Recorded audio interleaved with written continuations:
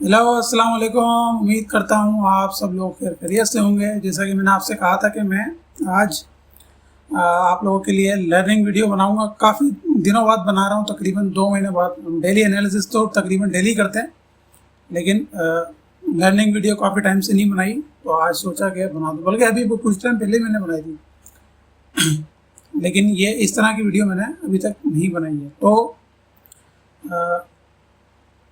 काफ़ी लोग पूछते हैं कि आप किस तरह ट्रेड करते हैं, हाउ एम आई ट्रेड। ये मैंने इस पर वीडियो बनाई भी ऑलरेडी, लेकिन आज दोबारा एक अपग्रेडेड बना रहा हूँ मैं कि हाई प्रोबेबिलिटी ट्रेड। ठीक है, इसके लिए क्या क्या देखना पड़ता है, जो मैं पर्सनली करता हूँ मैं सिर्फ आपको वही बताऊँगा। आप उसमें एडिशन कर सकते हैं, आपने कहीं और से सीखा हो तो वो एडिशन कर सकते हैं, लेकिन जो पर्सनली मुझे फ़ायदा देता है मैं आपको वही इस चैनल पे सिखाता हूँ, और आप लोग ये जानते हैं। ठीक है, तो चलते हैं हम। जो मैंने लिखा है यहाँ पर मैं आपको बता दूँ, what to look for a high probability trade, यानी ज़्यादा चांसेस होते हैं।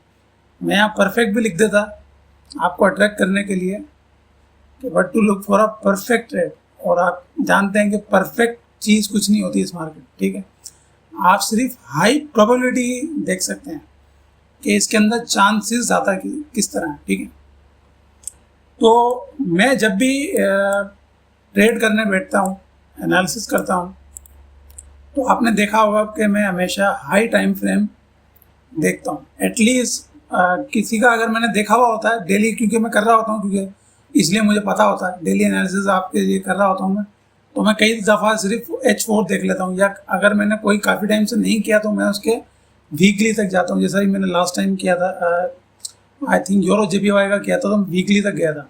ठीक है, क्योंकि मैंने काफ़ी टाइम से किया नहीं था। तो हाई टाइम फ्रेम देखते हैं, हाई टाइम फ्रेम का ट्रेंड क्या चल रहा है। ठीक है, हाई टाइम फ्रेम के अंदर आया ट्रेंड, अप ट्रेंड के अंदर है मार्केट। ठीक है, मैं आपको यहाँ ड्रॉ करके दिखाऊं कि मार्केट अप ट्रेंड में जा रही है।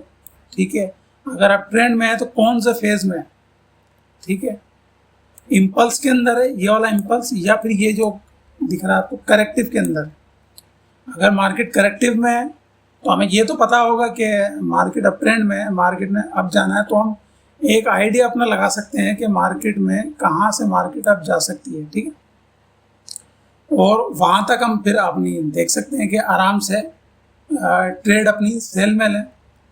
ठीक है, ये हो गया हाई टाइम फ्रेम एनालिसिस। और सिर्फ सेम ये जो मैंने आपको समझाया कि मार्केट कौन से फेज के अंदर है, हम लोअर टाइम फ्रेम में आते हैं। उसके लिए लोअर टाइम फ्रेम में आप H4 से लेके H1 और M15 तक, मैं M15 तक जाता हूँ। आप लोगों के कहने में एग्जीक्यूशन मेरी H1 में ही होती है, लेकिन M15 तक हम जाते हैं। ठीक है, H4 भी चेक करते हैं, H1 भी और M15 भी। ठीक है, तो हमें पता लग गया कि मार्केट अप ट्रेंड के अंदर है। ठीक है, तो अब हम H1 में आते हैं कि क्या H1 में भी अप ट्रेंड में जा रही है मार्केट। अगर H1 में भी मार्केट अप ट्रेंड में और दोबारा इस फेज के अंदर आ गई, करेक्शन में चल रही है, तो हम फिर क्या देखेंगे, हम बाय ही देखेंगे। ज़्यादातर हम देखेंगे कि बाय करनी है, कहाँ कहाँ से बाय करनी है। अगर करेक्टिव वे के अंदर है, मार्केट नीचे की तरफ आ रही है, तो हमने देखना है कि फिर हम कहाँ तक हम मार्क कर लेंगे कि मार्केट करेक्शन कर सकती है। ठीक है, और फिर हम अपनी वहाँ तक के लिए सेल करेंगे। ठीक है, ये 2 पॉइंट पहले मैं आपको चार्ट पे समझा दूँ, फिर हम दोबारा यहाँ पर आते हैं।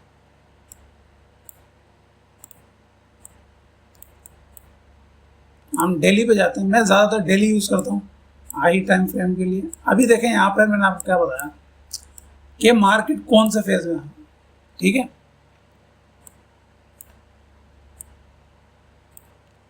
अभी यहाँ पर मार्केट कौन से फेज के अंदर है, हमने देख लिया मार्केट हाई टाइम फ्रेम में डाउन ट्रेंड में। अब ये कैसे पता लगा हमें, lower low, lower high and lower लो। ठीक है, मार्केट हाई टाइम फ्रेम के अंदर डाउन ट्रेंड में, लेकिन इस वक्त मार्केट कौन से फेज में है, मार्केट करेक्टिव वे में। जो मैंने आपको समझाया ना, मार्केट एक करेक्टिव वे के अंदर है। ठीक है, यानी ट्रेंड के अगेंस्ट चल रही है करेक्शन में। जिस तरीके से ये इम्पल्स मूव है और ये मार्केट का करेक्शन फेज है। अब ये करेक्शन कहाँ तक रह सकता है, पहले मैं आपको ये भी समझा दूँ लगे तो। आपने पिछला करेक्शन देखना है, वैसे एटलीस्ट 35 या 50% तक रहता है। हाई टू लो आप फिबोनाची मार्क कर लेना है। यहाँ पे देखें 38, ये मैंने हटाया हुआ है लेकिन ये 38 का है, ठीक है। 38 और एटलीस्ट 50 तक आपने मार्क करके रखना है। अब सेम दोबारा से हमने देखना है कि ये करेक्टिव वेव कहाँ तक जा सकता है। हमने यहाँ से हाई टू लो मार्क करना है और मार्केट ने ये देखें यहाँ पर 50% यहाँ पे मार्केट ने टच कर दिया, तो हम यहाँ पे मार्क कर देंगे। अब भले इससे मार्केट ऊपर भी चली जाए, लेकिन हमने यहाँ पे मार्क कर देना है कि मार्केट ने अपनी जो करेक्टिव वे है वो मार्केट ने अपना पूरा कर लिया। मार्केट ऊपर नीचे जा सकती है, अगर ऊपर चली जाएगी तो फिर एक अलग फेज शुरू हो जाएगा हमारा, वो नीचे की तरफ आ रहा है मामला, ठीक है। सप्लाई एंड डिमांड में जब हम जाएंगे, जब आपको मैं समझाऊंगा, ठीक है। तो यहाँ पर क्या हुआ, हमने देख लिया कि भाई अपना करेक्टिव वेव मार्केट ने पूरा कर लिया। अब हम देखते हैं H4 में आगे क्या बाकी करेक्टिव वेव मार्केट ने पूरा कर लिया है। हम देखते हैं यहाँ पर कि मार्केट ने एक अच्छी सप्लाई से मार्केट नीचे की तरफ आ रही है। अब H4 में हम यहाँ पे देखेंगे कि हमें सेल सेटअप मिल रहा है कि नहीं मिल रहा। अब यहाँ से आप आ जाएं डायरेक्ट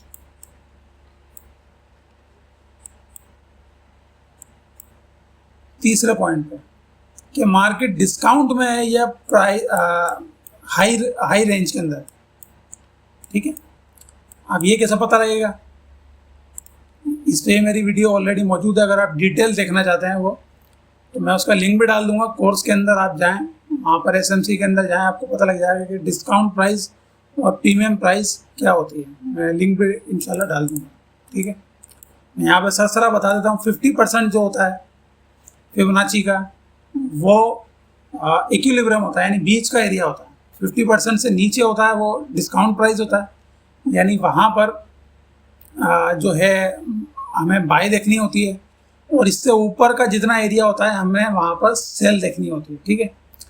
अभी मेन ट्रेंड के अंदर, ये जो मेन ट्रेंड मार्केट ने इम्पल्स मूव बनाया हुआ, इसके अंदर मार्केट डिस्काउंट प्राइस के अंदर, लेकिन हमने यहाँ से नहीं देखना। हमने क्योंकि ये करेक्टिव वेव मार्केट पूरा कर चुकी है, जो हमने मार्क की थी सप्लाई वहाँ तक मार्केट कर चुकी है, तो अब आप यहाँ से टेस्ट करेंगे, ठीक है। मार्केट कहाँ पर अब 50% से ऊपर है, यानी मार्केट सेलिंग के अंदर है, एक्सट्रीम प्रीमियम प्राइस के अंदर है, ठीक है। ये हमें पता लग गया कि अब मार्केट सेलिंग के अंदर है। मार्केट ने अपना जो करेक्टिव मूव है वो पूरा भी कर लिया है। ये तीनों चीज़ें मार्केट ने पूरी, ये तीनों शायद मार्केट ने पूरी कर ली हैं। अब आ जाते हैं फ्रेश डिमांड या supply which create at least 1 BOS, यानी वो सप्लाई या डिमांड फ्रेश हो और उसने एटलीस्ट एक ब्रेक ऑफ स्ट्रक्चर किया हो, एटलीस्ट एक किया हो, ठीक है। यहाँ पे मैं एक चीज़ भूल गया, मैं कर देता हूँ, ब्रैकेट में कर दूंगा।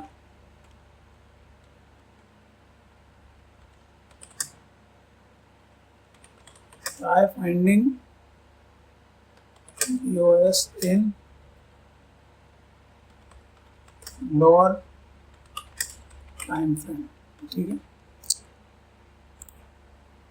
यानी आपने लोअर टाइम फ्रेम में जाके भी BOS को फाइंड करने की कोशिश करनी, ठीक है। और आपका लोअर टाइम फ्रेम कौन सा होना चाहिए, मैं रिकमेंड करूंगा आपको सिर्फ 15 मिनट तक, इससे नीचे नहीं। मैं ये भी नहीं करता, ज़ाती तौर पर तो मैं H1 ही करता हूँ, लेकिन आप में से ज़्यादातर लोग करते हैं, इसलिए 15 तक या 30 तक कोशिश करें एक एक करके नीचे आने। अगर 15 तक आपको BOS मिल जाता है तब आप अपनी दूसरी शर्त के ऊपर आएँ, अदरवाइज आपने फिर इस ट्रेड को रहने देना है और वेट करना है। अभी मैंने H4 खोला हुआ है, मुझे यहाँ पर मार्केट में मुझे प्रीमियम प्राइस तो मिल गई, मुझे मार्केट में करेक्टिव वे जहाँ पे ख़त्म हुई वो भी मिल गया, मुझे ट्रेंड का भी पता है कि मार्केट सेल में और मार्केट एक्सट्रीम सप्लाई के अंदर।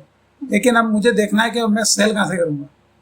सेल के लिए क्या करना है, एटलीस्ट 1 BOS होना चाहिए, ब्रेक ऑफ स्ट्रक्चर, ठीक है। ब्रेक ऑफ स्ट्रक्चर क्या होता है, स्विंग लो या स्विंग हाई जब मार्केट ब्रेक करती है उसको हम ब्रेक ऑफ स्ट्रक्चर करते हैं, ठीक है। इसमें मैंने वीडियो बनाई हुई है कि swing low and swing high क्या होता है, जाके swing low and swing high और आगे मेरे चैनल का नाम तारिम एसएमसी लिखें, आपके सामने वीडियो आ जाएगी। ठीक है, दो हाइयों के दरमियान जो सबसे लोएस्ट पॉइंट होता है वो स्विंग लो होता है, और दो लो के दरमियान सबसे हाईएस्ट पॉइंट होता है वो क्या होता है, स्विंग हाई होता है। ठीक है, ये मैंने लगे हाथों बता दिया। डिटेल देखनी हो तो आप पूरी वीडियो देख सकते हैं। यहाँ पर क्या है, स्विंग लो, यहाँ पर स्विंग लो ये है। ठीक है, हायर हाई और सबसे लोएस्ट पॉइंट के दरमियान सिर्फ यही है। ठीक है, तो यहाँ पे तो मुझे BOS नहीं मिला, मार्केट ने यहाँ पे BOS नहीं किया। ठीक है, अब मैं आता हूँ नीचे H1 पे आता हूँ। आप H3 भी देख सकते हैं, डायरेक्ट मैं H1 पे आता हूँ। ठीक है, अब यहाँ पर हम चेक करेंगे H1 पे कि यहाँ पर कोई हमें ब्रेक ऑफ स्ट्रक्चर मिल जाए। यहाँ पे हमें हाई चेक करना है, यहाँ पे हाईएस्ट पॉइंट ये है और ये, इन दोनों के दरमियान लोएस्ट पॉइंट कौन सा है, ये वाला, अगेन वही 4 वाला। ज़्यादातर H1 में H4 का ही मिलता है। तो अगेन ब्रेक ऑफ स्ट्रक्चर नहीं ब्रेक हुआ हुआ, तो अब क्या करें, M13 में आते हैं। M13 में आते हैं, M13 में हमें ये हाई मिल गया, हाई एंड हायर हाई, और इन दोनों के दरमियान लो ये है। यहाँ पे हमें ब्रेक ऑफ स्ट्रक्चर मिला हुआ। तो अब हमने यहाँ पे सप्लाई अपनी सेलिंग पॉइंट चेक करना है। कौन सा है सेलिंग पॉइंट, वो है ये वाला। ठीक है, इसको मार्क कर देते हैं। स्ट्रक्चर्स पे अभी हम बात नहीं कर रहे, मैं सिर्फ आपको तरीकाकार बता रहा हूँ। ये स्ट्रक्चर्स, मेन स्ट्रक्चर सिर्फ चेंज ऑफ कैरेक्टर या मार्केट स्ट्रक्चर शिफ्ट या फिर चेंज ऑफ BOS होता है। ठीक है, BOS मैं आपको ऑलरेडी बता रहा हूँ, बाकी एक्स्ट्रा चीज़ है शायद ये आपको अलग से ऑलरेडी कोर्स के अंदर मैंने सिखाई हुई है। ठीक है, और अभी मैंने जो मार्केट मैपिंग की वीडियो अभी लेटेस्ट बनाई है उसके अंदर भी मैंने सिखाई। हमें सप्लाई यहाँ पे मिल गई, अब हम यहाँ पे सेल कंसीडर कर सकते हैं। अब यहाँ सेल होगी या नहीं ये इस पर यहाँ बात नहीं हो रही, वो जाहिर है आपने इम्बैलेंस भी देखना है, बाकी चीज़ें भी देखनी है। यहाँ पे बता रहा हूँ कि आपने यहाँ पे सेल अब कंसीडर कर लेनी है। ठीक है, हमारे जो पॉइंट्स हैं वो क्लियर यहाँ पे M13 में हो चुके हैं। 15 मिनट में भी जाके देख लेते हैं कि मजीद कोई यहाँ पर हुआ है या नहीं। सेम हाई, हायर हाई और लोएस्ट पॉइंट इनके दरमियान ये हो चुका है। तो यही हमारी सप्लाई है। अब हमने यहाँ तक का वेट करना है, जब मार्केट यहाँ आ जाएगी, कंफर्मेशन मिलेगी, हम फिर सेल कर सकते हैं। ठीक है, इस तरीके से हम ढूंढते हैं अपने सेटअप को। ठीक है, और पांचवा एक और सबसे अहम, हमेशा high impact fundamental news check करनी है। फंडामेंटल न्यूज़ आपको कहाँ मिलेगी, फॉरेक्स फैक्ट्री। ये मैं आपको इसलिए बता रहा हूँ, ये हमेशा चेक करें। जैसे कल थी, कल मैंने एनालिसिस भी किया, कल आपको मैंने बताया भी था। ये कल न्यूज़ थी। हाई इम्पैक्ट न्यूज़ ये होगी कि उनका ये जो फोल्डर है ये फ्लैग बना हुआ है, ये रेड होगा। ठीक है, ये रेड होगा। इसको फिल्टर करके आप सिर्फ ये हटा दें और ये भी हटा दें, सिर्फ यहाँ पे कर दें कि जो जो आपको हाई इम्पैक्ट न्यूज़ होंगी सिर्फ वो दिखेंगी आप। ठीक है, तो जब भी हाई इम्पैक्ट न्यूज़ होगी और USD की होगी तो आपने ट्रेड नहीं करनी। अब ये आपका स्टाइल है, मैं पर्सनली आपको ये रिकमेंड कर रहा हूँ कि आपने ट्रेड नहीं करनी, क्योंकि मैं नहीं करता। क्योंकि यहाँ पे मैं आपको वही बता रहा हूँ जो मैं खुद करता हूँ। मैं फंडामेंटल ट्रेड बिल्कुल नहीं करता। जब भी फंडामेंटल न्यूज़ होती है मैं ट्रेड ही नहीं करता। ख़ासतौर पे FOMC पे, नॉन फॉर्म पेरोल पे मैं ट्रेड नहीं करता हूँ। ठीक है, जुम्मे वाले दिन वैसे भी वॉल्यूम कभी ज़्यादा होता है, कभी कम होता है, मैं वैसे भी नहीं करता। महीने के पहले जुम्मे को नॉन फॉर्म पेरोल होता है, NFP न्यूज़ होती है। ठीक है, नॉन फॉर्म एम्प्लॉयमेंट चेंजेस होते हैं।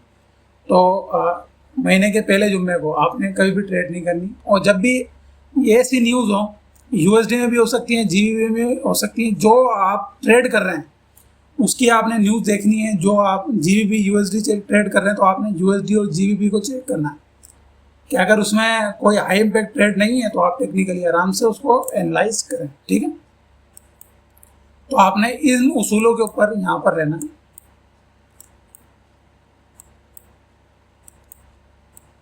एक दफ़ा कोई चले, कोई और पेयर भी कर लेते हैं। कौन सा ऑजी यूएसडी,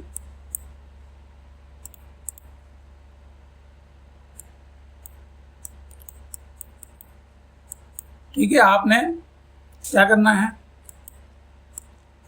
डेली में चेक करना है कि ट्रेंड क्या चल रहा है। अब यहाँ पे देखें सेम उसी तरह का सिचुएशन है, मार्केट में lower low, lower high and lower, market down trend के अंदर, ठीक है।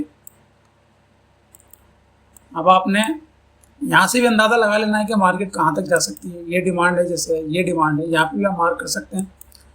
अब मार्केट कौन से फेज में है, दूसरा मार्केट किसके अंदर है, करेक्टिव वे में। मार्केट इम्पल्स कर चुकी है करेक्टिव वे में। इम्पल्स कंप्लीट होने का कैसे पता लगेगा, मार्केट एक बीओएस कर चुकी होगी, ये देख जो प्रीवियस लो है मार्केट वो ब्रेक कर चुकी होगी, और बाय के अंदर जब बाय की सिचुएशन होगी तो प्रीवियस हाई मार्केट ब्रेक कर चुकी होगी।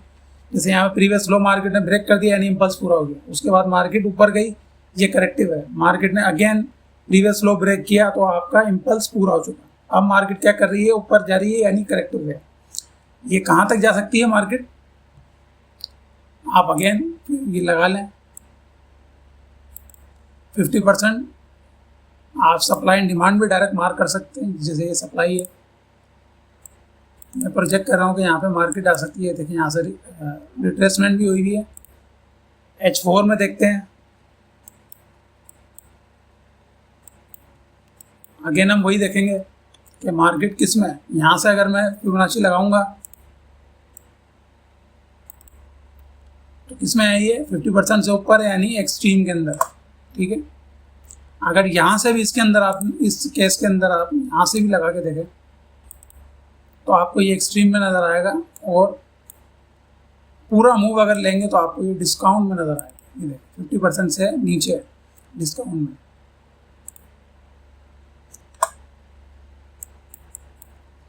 और ऐसी सूरत में जब पूरे मूव के अंदर, इम्पल्स के अंदर मार्केट डिस्काउंट में हो और अगर मार्केट 50% से ऊपर क्लोज कर जाती है तो उसका अगला टारगेट ये वाला हाई होता है, ठीक है, जो हाईएस्ट पॉइंट होता है। अब यहाँ पे चेक करना है कि भाई सप्लाई में ये तो आ गई मार्केट, अब सेल कर सकते हैं नहीं कर सकते, कोई बीओएस नहीं है यहाँ पे, दिख नहीं रहा। H1 पे जाते हैं डायरेक्ट, H1 पे दिख रहा है, नहीं दिख रहा। M15 पे जाते हैं, M15 पे दिख रहा है, नहीं दिख रहा। M13 पे देखा था हमने, यहाँ पे देखते हैं,